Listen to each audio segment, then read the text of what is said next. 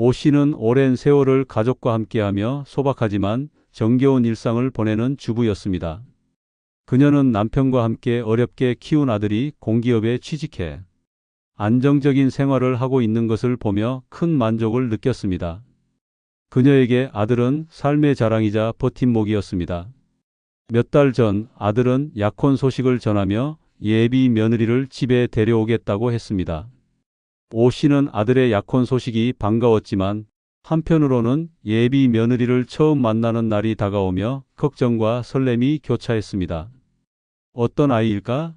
우리 가족과 잘 어울릴 수 있을까? 오 씨는 이런저런 생각을 하며 첫 만남을 준비했습니다. 그날 아침 오 씨는 이른 시간부터 일어나 집을 정리하고 손수 만든 음식을 준비했습니다. 첫 만남인데 좋은 인상을 남겨야지. 그녀는 아들의 행복을 빌며 정성껏 요리를 했습니다. 오후가 되자 현관문 벨이 울렸습니다. 오 씨는 두근거리는 마음으로 문을 열었습니다. 아들과 함께 단정하게 차려입은 예비 며느리가 서 있었습니다. 어머니, 예비 며느리 될 사람이에요. 이름은 수진이에요. 아들이 밝게 말했습니다. 안녕하세요, 어머님. 이렇게 뵙게 되어 정말 반가워요. 수진은 깔끔한 외모와 환한 미소로 인사를 건넸습니다. 아이고, 반가워요. 어서 들어와요. 추운데 서 있지 말고. 오 씨는 기분 좋게 두 사람을 맞이하며 거실로 안내했습니다. 거실에 앉은 세 사람은 따뜻한 차와 다과를 나누며 대화를 시작했습니다. 오 씨는 수진의 밝은 모습에 처음에는 만족스러워했지만 대화를 이어가면서 조금씩 미묘한 감정을 느끼기 시작했습니다. 수진은 오 씨에게 지나치게 친근하게 대했습니다. 어머님, 손이 정말 예쁘시네요. 무슨 비결이라도 있으세요? 라며 사소한 것까지 칭찬을 아끼지 않았습니다. 오 씨는 쑥스러운 듯 웃으며 답했습니다. 아이고, 그냥 살림하다 보니 손이 이렇게 된 거지 무슨 비결이 있겠어요. 수진은 웃으며 고개를 끄덕였지만 어딘가 가식적인 느낌이 들었습니다. 그녀의 행동은 점점 과하게 느껴졌습니다. 오 씨는 속으로 살가운 게 좋은 거겠지? 라고 스스로를 다독였지만 어딘지 모르게 불편한 마음을 감출 수 없었습니다. 대화 중간 수진은 집안 곳곳을 유심히 살피는 듯한 행동을 보였습니다. 벽에 걸린 사진들, 장식장 속 물건들, 심지어 오 씨가 자리를 비운 사이 부엌 쪽으로 가는 모습까지 포착됐습니다. 어머님, 이 사진은 언제 찍으신 거예요? 수진은 벽에 걸린 가족 사진을 가리키며 물었습니다. 아, 저건 우리 가족이 다 같이 여행 갔을 때 찍은 거야. 여기 보이는 사람이 우리 아빠고 저기 있는 게 우리 아들이야. 오 씨는 부드럽게 답했습니다. 수진은 정말 행복해 보이는 가족이네요. 어머님은 젊으셨을 때도 참 미인이셨겠어요. 라며 밝게 웃었지만 오 씨는 그녀의 지나친 관심에 다소 당황했습니다. 오 씨가 부엌에서 물을 가져오기 위해 잠시 자리를 비웠을 때였습니다. 돌아온 오 씨는 수진이 서랍장을 열어본 흔적을 발견했습니다. 수진 씨, 혹시 뭐 찾으셨어요? 오 씨는 부드럽게 물었습니다. 수진은 당황한 기색 없이 웃으며 말했습니다. 아, 죄송해요, 어머님. 그냥 손수건이 있나 해서요. 제가 손에 땀이 좀 많아서요. 오 씨는 고개를 끄덕이며 아무 말도 하지 않았지만 속으로는 의아함이 커졌습니다. 손수건을 찾으려면 굳이 서랍장을 열 필요는 없었을 텐데 오 씨는 수진이 집안 물건에 관심을 보일 때마다 점점 경계심이 생겼습니다. 그녀가 장식장 안의 물건들에 대해 물어보거나 고가의 가전제품을 유심히 살피는 모습을 보며 오 씨는 속으로 왜 이렇게 물건들에 관심이 많은 걸까? 라는 생각을 했습니다. 그날 밤 수진이 떠난 뒤 오 씨는 아들과 단둘이 이야기를 나누었습니다. 아들, 수진 씨 참 밝고 명랑하더라. 너랑 잘 맞는 것 같아. 오 씨는 조심스럽게 말을 꺼냈습니다. 그렇죠? 수진이 성격이 정말 좋아요. 사람들한테 금방 친해지고 저한테도 항상 잘해줘요. 아들은 만족스러운 표정으로 답했습니다. 오 씨는 잠시 고민하다 조심스럽게 덧붙였습니다. 근데 수진 씨가 좀 살갑긴 하더라. 너한테도 그렇게 친근하게 굴어? 아들은 웃으며 말했습니다. 원래 그래요, 어머니. 성격이 밝아서 누구에게나 친근하게 대하는 스타일이에요. 어머니도 금방 친해지실 거예요. 오 씨는 아들의 말에 고개를 끄덕였지만 마음 한편에서는 예비 며느리에 대한 의구심이 조금씩 자리 잡기 시작했습니다. 그날 밤 오 씨는 좀처럼 잠을 이루지 못했습니다. 수진의 지나치게 살가운 태도, 집안을 유심히 살펴보던 시선, 서랍을 열었던 행동들이 계속 머릿속을 맴돌았습니다. 내가 너무 예민한 걸까? 아니면 정말 뭔가가 있는 걸까? 오 씨는 혼란스러웠습니다. 다음 날 아침 오 씨는 결심했습니다. 아들의 선택을 존중하자. 하지만 앞으로 조금 더 지켜봐야겠어. 그녀는 마음 한구석의 의심을 완전히 지우지 않은 채 상황을 좀 더 살피기로 했습니다. 오 씨의 마음속에는 알 수 없는 긴장감과 불안감이 자리를 잡고 있었습니다. 오 씨는 예비 며느리 수진과 첫 만남 이후로도 그녀의 행동이 계속 마음에 걸렸습니다. 겉으로는 밝고 친근한 태도를 보였지만 어딘가 자연스럽지 않은 점들이 있었습니다. 오 씨는 그저 자신의 생각이 지나친 걸까 싶어 애써 마음을 다잡으려 했습니다. 그러던 어느 날 저녁 식사 자리에서 아들이 고민스러운 얼굴로 말을 꺼냈습니다. 엄마, 요즘 좀 힘들어.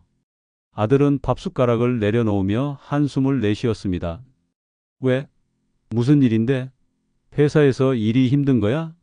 오 씨는 걱정스러운 눈빛으로 물었습니다. 아니, 그건 아니고 요즘 돈이 좀 빠듯해. 수진이랑 살림을 시작했는데 내가 생활비로 주는 돈이 부족한가 봐. 그래서 매달 용돈도 30만 원밖에 못 받고 있어. 오 씨는 순간 당황했지만 겉으로는 차분한 척하며 물었습니다. 그게 무슨 말이야? 내 월급이면 둘이 살기에 충분하지 않니?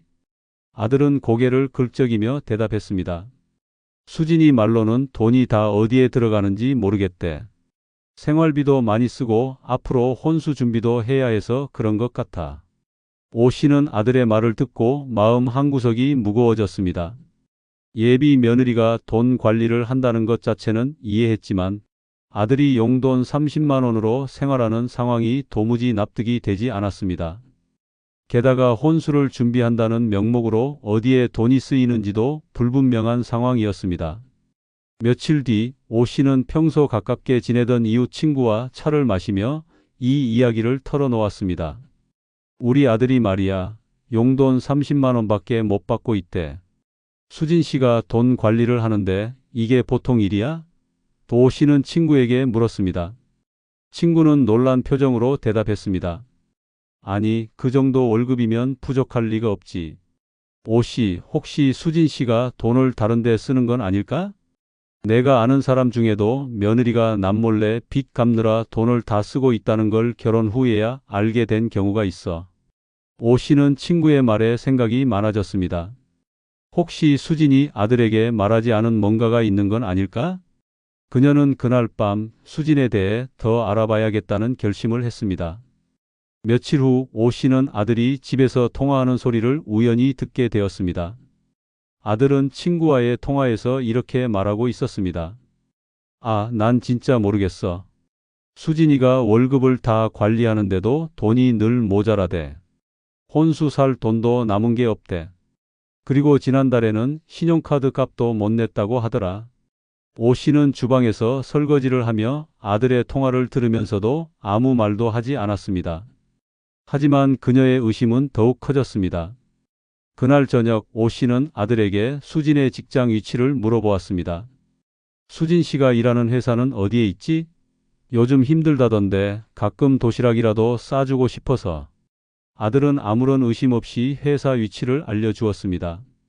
수지역 근처에 있어요. 그런데 도시락까지는 괜찮아요, 엄마. 수진이가 회사에서 잘 챙겨 먹는다니까요.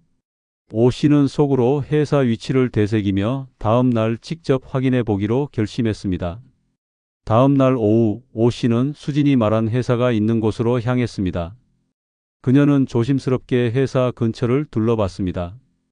그런데 이상하게도 회사 주변에 직원들이 오가는 모습이 거의 보이지 않았습니다.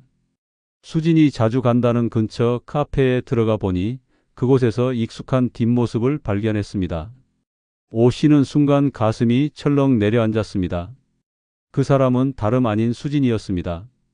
그런데 그녀는 회사 유니폼을 입고 있지도 않았고 테이블에 혼자 앉아 커피를 마시며 휴대폰을 보고 있었습니다. 오 씨는 가까이 다가가 말을 걸기보다는 멀찍이서 그녀의 행동을 지켜보았습니다. 수진은 약 30분가량 카페에 앉아 있다가 밖으로 나갔습니다. 오 씨는 그녀를 따라가 봤습니다.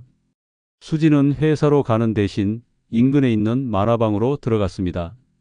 여기서 뭘 하는 거지? 오 씨는 마음속으로 질문을 던지며 멀리서 그녀를 지켜보았습니다. 집으로 돌아온 오 씨는 밤늦도록 잠을 이루지 못했습니다. 그녀는 수진이 회사에 다니는 것이 사실인지 아들에게 말한 것들이 진실인지 점점 확신이 서지 않았습니다. 다음 날 오 씨는 아들에게 조심스럽게 물었습니다. 수진 씨가 회사에서 무슨 일을 한다고 했지? 내가 요즘 가끔 회사 근처 지나갈 일이 있어서. 아들은 무심코 대답했습니다. 그냥 행정 업무 쪽이에요. 뭐 크게 특별한 일은 아니고요. 오 씨는 아들의 말을 듣고 더 이상 말을 잇지 않았습니다. 하지만 그녀의 마음속에는 수진에 대한 의심이 더욱 뿌리 깊게 자리 잡게 되었습니다. 이대로 가만히 있어도 되는 걸까? 그녀는 다음 행동을 고민하며 깊은 한숨을 내쉬었습니다. 상견례 날이 다가오자 오 씨와 남편은 정장을 차려입고 식당으로 향했습니다. 예비 사돈과의 첫 만남이라 긴장감이 감돌았지만 최대한 평온한 모습을 유지하려 노력했습니다. 오 씨는 예비 며느리 수진과의 첫 만남 이후 느꼈던 미묘한 불편함이 여전히 마음 한구석에 남아 있었지만 그저 기분 탓이길 바랐습니다. 약속된 시간에 맞춰 식당에 도착한 오 씨 부부는 예약된 방으로 안내받았습니다. 잠시 후 예비 며느리 수진과 그녀의 부모님이 들어왔습니다. 예비 사돈은 화려한 옷차림과 자신감 넘치는 태도로 인사를 건넸습니다. 아이고, 안녕하세요. 처음 뵙겠습니다. 저희는 수진이 부모입니다. 예비 사돈 부부는 환한 미소로 오 씨 부부에게 인사를 했습니다. 오 씨도 미소를 지으며 대답했습니다. 안녕하세요. 이렇게 만나 뵙게 되어 정말 반갑습니다. 저희 아들을 잘 부탁드립니다. 예비 사돈 부부는 눈에 띄게 화려한 옷차림을 하고 있었습니다. 어머니는 새빨간 립스틱에 반짝이는 명품 액세서리를 착용했고 아버지는 고급 수트를 입고 명품 시계를 착용한 모습이었습니다. 오 씨는 속으로 참 잘 차려입었네라고 생각했지만 그 화려함이 지나쳐 보이는 점이 조금 부담스러웠습니다. 대화가 시작되자 예비 며느리의 어머니가 먼저 입을 열었습니다. 강 선생님 댁은 정말 아늑하다고 들었어요. 수진이가 다녀와서 어머님을 많이 칭찬하더라고요. 요리도 너무 잘하신다고요. 오 씨는 쑥스러운 듯 미소를 지으며 대답했습니다. 아이고, 그냥 평범하게 살림하는 거지 뭐 특별한 건 없어요. 예비 사돈의 아버지도 대화에 끼어들었습니다. 강 선생님 아드님은 공기업 다니신다고요? 안정적이고 참 멋진 직업이죠. 저희 수진이도 덕분에 든든하게 느끼는 것 같습니다. 대화는 비교적 평온하게 이어졌지만 분위기가 조금씩 변하기 시작한 건 예비 며느리의 아버지가 투자 이야기를 꺼내면서부터였습니다. 사실 저희는 부동산 쪽에 투자를 많이 하고 있습니다. 아마 강 선생님 부부도 투자에 관심이 있으실 텐데 요즘 어디가 뜨는지 알려드릴까? 오 씨의 남편은 호기심을 보이며 물었습니다. 아, 부동산이요? 요즘 경기가 안 좋다는데 괜찮나요? 아, 그렇죠. 그런데 저희는 눈이 있으니까 잘 골라냅니다. 요즘 한두 군데 재개발 지역을 보고 있는데 확실히 수익이 날 곳입니다. 예비 사돈의 아버지는 자신감 있게 설명했습니다. 그런데 대화가 이어질수록 예비 사돈이 자연스럽게 금전적인 도움을 암시하는 말을 꺼내기 시작했습니다. 사실 최근에 투자를 좀 크게 했는데 수익이 들어오기 전까지 약간 유동자금이 부족하긴 합니다. 강 선생님 댁은 혹시 이런 부분에 관심이 있으시면 같이 협력할 기회도 생길 수 있을 것 같아요. 오 씨는 순간 마음이 불편해졌지만 내색하지 않고 부드럽게 대답했습니다. 저희는 그런 부분에 경험이 없어서요. 투자 같은 건 어려워서 손을 잘 안 대고 있습니다. 상견례가 끝난 뒤 오 씨는 남편과 함께 집으로 돌아가는 길에 예비 사돈의 말에 대해 이야기를 나누었습니다. 당신 아까 그 투자 얘기 들었지? 왠지 좀 이상하지 않아? 오 씨가 조심스럽게 물었습니다. 응, 나도 그랬어. 돈 이야기를 꺼낼 필요가 있었을까 싶더라. 우리 아들 결혼식 준비에나 집중해야 할 텐데. 남편도 동의했습니다. 오 씨는 예비 사돈에 대한 의구심이 점점 커지기 시작했습니다. 그녀는 주변 지인들과 정보를 공유하며 조심스럽게 예비 사돈의 과거와 현재 재정 상태를 알아보기 시작했습니다. 며칠 뒤 오 씨는 이웃 친구에게 이야기를 꺼냈습니다. 너 혹시 수진이네 집에 대해 아는 거 있어? 상견례 때 보니까 좀 화려하긴 하더라고. 친구는 생각난 듯 대답했습니다. 아, 그 집 말이야? 나도 직접 아는 건 아니지만 부동산 쪽 일을 한다고 들었어.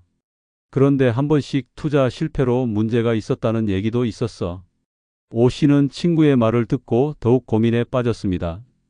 혹시 예비 사돈이 아들에게 금전적인 부담을 줄 가능성이 있는 건 아닐까 싶어 불안해졌습니다. 그녀는 좀 더 구체적으로 알아보기 위해 다른 지인들에게도 연락을 취했습니다. 조사를 진행하면서 오 씨는 예비 사돈 부부가 투자에 실패해 금전적인 어려움을 겪고 있다는 소문을 듣게 되었습니다. 일부 지인들은 그들이 자주 빚을 돌려막거나 주변 사람들에게 도움을 요청한다는 이야기를 들려주었습니다. 오 씨는 이 사실을 혼자 알고 있기에는 부담스러웠고 남편에게 솔직히 털어놓았습니다. 여보, 내가 알아봤는데 수진이네 집이 좀 복잡한 것 같아. 투자라더니 빚 문제도 있는 것 같고 우리 아들한테까지 금전적으로 의지하려는 건 아닐까 걱정돼. 남편은 고개를 끄덕이며 대답했습니다. 그럼 더 조심해서 지켜보자. 우리 아들도 설득해서 이 부분은 확실히 짚어야 할 것 같아. 오 씨는 앞으로 어떻게 해야 할지 고민하며 마음을 다잡았습니다. 오 씨는 예비 며느리 수진과 예비 사돈에 대한 의심이 점점 커지면서 더는 이 상황을 가만히 두고 볼 수 없다고 판단했습니다. 그녀는 진실을 밝히기 위해 직접 행동에 나서기로 결심했습니다. 오 씨는 집안에 설치된 금고에 이상한 점을 발견했습니다. 평소 가족 누구도 손대지 않던 금고가 약간 어긋난 채로 놓여 있었고 지문 자국이 뚜렷이 남아 있었습니다. 오 씨는 가족 누구도 금고를 열려고 하지 않았다는 점에서 수진이 연루되었을 가능성을 의심했습니다. 이상하네, 이 금고에 누가 손을 댄 거지? 오 씨는 혼잣말을 하며 금고를 유심히 살폈습니다. 그날 저녁 오 씨는 몰래 카메라를 설치했습니다. 금고가 있는 방 한쪽 구석에 작은 카메라를 숨기고 며칠간의 녹화를 시작했습니다. 며칠 후 오 씨는 카메라 영상을 확인하며 충격에 빠졌습니다. 영상 속에는 수진이 오 씨의 집 비밀번호를 누르고 들어와 금고를 열어보려는 장면이 고스란히 담겨 있었습니다. 비밀번호를 잘못 입력해 열리지 않자 수진은 한동안 금고 앞에서 고민하다가 결국 자리를 떠났습니다. 이걸 어쩌면 좋지. 오 씨는 남편과 상의하며 수진의 행동에 대한 의심을 더욱 키웠습니다. 오 씨는 수진이 일한다고 말한 직장을 방문해 진실을 확인하기로 했습니다. 수진이 일한다고 한 회사의 위치를 검색해 찾아갔지만 그 회사에는 그녀의 이름조차 등록되어 있지 않았습니다. 오 씨는 직원에게 조심스럽게 물었습니다. 혹시 여기서 수진 씨라는 분이 일하시나요? 제 며느리 될 사람인데. 직원은 고개를 저으며 답했습니다. 아니요, 그런 이름의 분은 여기 계시지 않습니다. 혹시 다른 회사와 착각하신 게 아닐까요? 오 씨는 크게 당황했지만 겉으로는 태연한 척하며 자리를 떠났습니다. 그녀는 수진이 아들에게 말했던 직장 정보가 전부 거짓말이었다는 사실에 분노했습니다. 며칠 후 오 씨는 수진의 행동을 더 자세히 확인하기 위해 수진이 자주 간다는 카페와 만화방을 찾아갔습니다. 그곳에서 그녀는 믿기 힘든 장면을 목격했습니다. 수진이 다른 남자와 함께 웃으며 대화하는 모습이었습니다. 그들은 마치 오랜 연인처럼 친근하게 행동하며 서로 팔짱을 끼고 걸어갔습니다. 오 씨는 핸드폰을 꺼내 그들의 모습을 사진으로 찍었습니다. 이걸 아들에게 보여줘야 하나 아니, 우선 좀 더 확실히 알아봐야겠어. 그녀는 자신의 의심을 확인하기 위해 좀 더 증거를 모으기로 했습니다. 오 씨는 수진이 이미 손주를 출산했음에도 불구하고 그 아이가 아들의 자녀가 아닐 수도 있다는 의심을 품기 시작했습니다. 오 씨는 용기를 내어 아들에게 조심스럽게 물었습니다. 아들아, 손주가 태어난 건 참 기쁜 일이지만 혹시 유전자 검사를 해보는 게 어때? 그냥 확인 차원에서 말이야. 아들은 처음에는 오 씨의 말을 이해하지 못하고 어리둥절한 표정을 지었습니다. 엄마, 왜 그런 생각을 해요? 손주가 제 아이라는 건 너무 당연한 거 아닌가요? 하지만 오 씨는 단호하게 말했습니다. 엄마가 너무 예민한 건지도 모르겠지만 요즘 들어 이상한 일이 많아서 그렇단다. 그냥 한번 확인해 보자꾸나. 결국 아들은 오 씨의 설득에 동의했고 유전자 검사를 의뢰했습니다. 검사가 진행되는 동안 오 씨는 불안한 마음으로 결과를 기다렸습니다. 며칠 후 유전자 검사 결과가 나왔습니다. 오 씨는 떨리는 손으로 봉투를 열어 내용을 확인했습니다. 그리고 그녀는 큰 충격에 빠졌습니다. 손주와 아들의 유전자가 일치하지 않는다는 결과가 분명히 적혀 있었습니다. 그날 밤 오 씨는 아들에게 유전자 검사 결과와 자신이 모아둔 증거들을 모두 보여주었습니다. 사진, 금고를 열려던 시도의 영상, 직장 거짓말, 그리고 불륜의 증거까지. 아들은 처음에는 모든 것을 믿기 힘들어했지만 오 씨가 제시한 증거들 앞에서 결국 고개를 숙였습니다. 엄마, 이게 정말 사실이에요? 내가 지금까지 속고 있었던 거라고요? 아들은 충격을 받은 듯한 표정으로 말했습니다. 오 씨는 눈물을 참으며 대답했습니다. 엄마도 믿고 싶지 않았단다. 하지만 이건 내가 알 권리가 있는 일이야. 아들은 한동안 말을 잇지 못하고 방으로 들어갔습니다. 오 씨는 그런 아들의 뒷모습을 바라보며 눈물을 흘렸습니다. 그녀는 아들이 겪을 고통을 생각하며 가슴이 아팠지만 더 이상 진실을 숨길 수는 없었습니다.